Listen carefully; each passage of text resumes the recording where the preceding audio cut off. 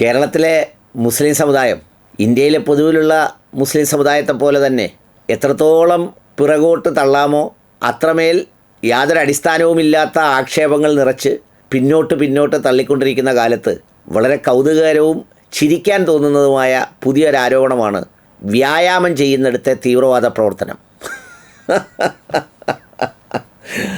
മഞ്ഞുമേൽ ബോയ്സും അല്ലെങ്കിൽ അതുപോലെയുള്ള ഏത് സിനിമയിലും കാറ് വാടകയ്ക്ക് കൊടുക്കുന്ന ആളോ ചായ ഒഴിച്ചു കൊടുക്കുന്ന ആളോ ഒക്കെ മുസ്ലിം പേരുകാരനാണെങ്കിൽ പിന്നെ അതിൻ്റെ മേലുള്ള തീവ്രവാദ ആരോപണം കേൾക്കുന്നതിനിടയിലാണ് എനിക്ക് തോന്നുന്നത് നമ്മുടെ മോഹൻ സഖാവ് ഒരു പ്രസംഗത്തിൽ ഇതിനെക്കുറിച്ച് സൂചിപ്പിച്ചിരുന്നു.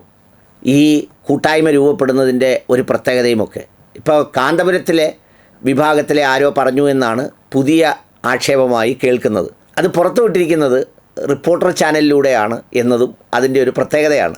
ഏതായാലും സംഗതി വളരെ കൗതുകകരമാണ്.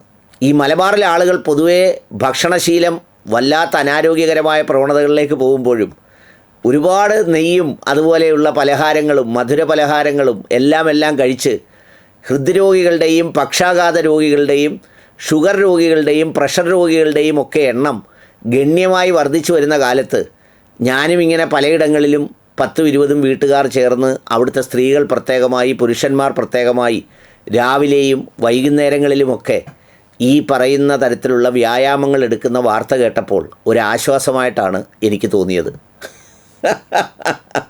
ഇപ്പോൾ ഇതിനെതിരെയാണ് അത് നിരോധിക്കപ്പെട്ട സംഘടനയാണ്, ജമാഅത്ത് ഇസ്ലാമിയാണ് എന്നൊക്കെ പറഞ്ഞ് കുറേ ആളുകൾ രംഗത്ത് വരുന്നത്. സംഗതിക്കൊരു കൗതുകമുണ്ട്. ഏത് ഇത്തരത്തിലുള്ള അടിസ്ഥാനരഹിതമായ വാർത്തയാണെങ്കിലും അതിന് പിന്നിൽ ഏതെങ്കിലും ഒരു കൂട്ടത്തിലുള്ള ഈ മുസ്ലിം സംഘടന എന്ന് പറയുന്ന ഒരു മുസ്ലിം സംഘടനയുടെ പിളർപ്പ് കൂടി അതിനകത്ത് കാണുമെന്നുള്ളതാണ് അതിൻ്റെ കൗതുകകരമായൊരു കാര്യം. അതെല്ലാത്തിലും അങ്ങനെയാണ്. സത്യം പറഞ്ഞാൽ ചിലപ്പോൾ തോന്നിപ്പോകാറുണ്ട് കേട്ടോ.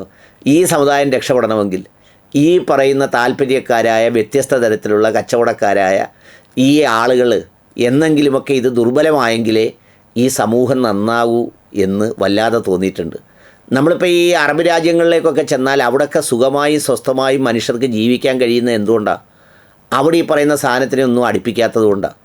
ആകെപ്പാട് രഹസ്യമായിട്ട് വന്ന് വല്ലതും കൊടുക്കുന്നത് വാങ്ങിച്ച് കൈവച്ചുകൊണ്ട് പൊയ്ക്കണമെന്നല്ലാതെ വേറെ അഭ്യാസങ്ങൾക്കൊന്നും അവരൊരു സ്ഥലവും കൊടുക്കാറില്ല.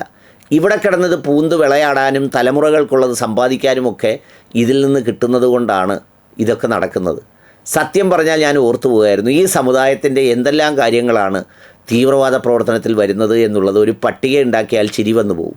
ചായക്കകത്ത് കുട്ടികൾ ഉണ്ടാകാതിരിക്കാൻ വേണ്ടി ഒഴിക്കുന്ന തുള്ളിമരുന്നിനെക്കുറിച്ചാണ് നമ്മുടെ PC ജോർജ് പറഞ്ഞത്. ഹോട്ടലിലും മറ്റുള്ളിടത്തും വിൽക്കുന്ന തുപ്പലിനെക്കുറിച്ചാണ് ഹലാൽ ഭക്ഷണ വിവാദം ഉണ്ടാക്കി അതിനെക്കുറിച്ച് പറഞ്ഞത്.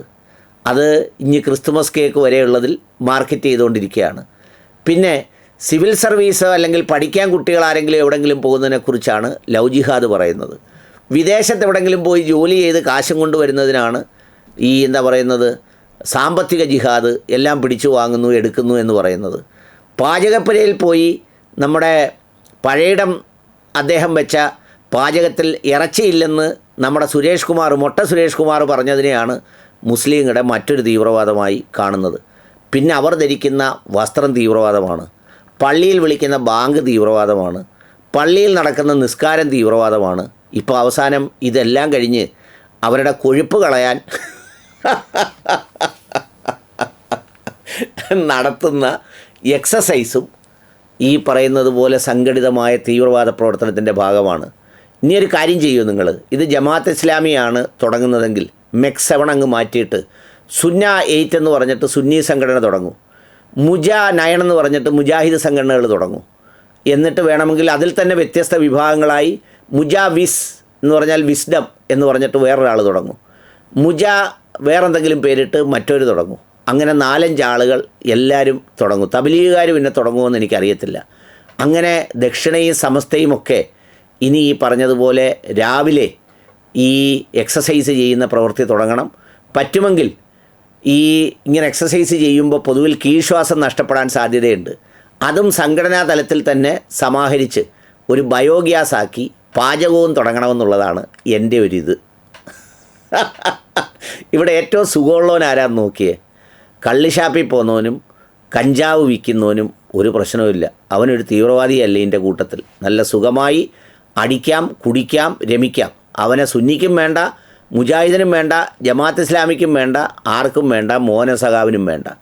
സംഗതി കാഫർ സ്ക്രീൻഷോട്ടും പെട്ടിയും ഒക്കെ അവതരിപ്പിച്ച ശേഷമുള്ള മറ്റൊരു സംഗതിയാണ് ഈ വ്യായാമം. യായാമേ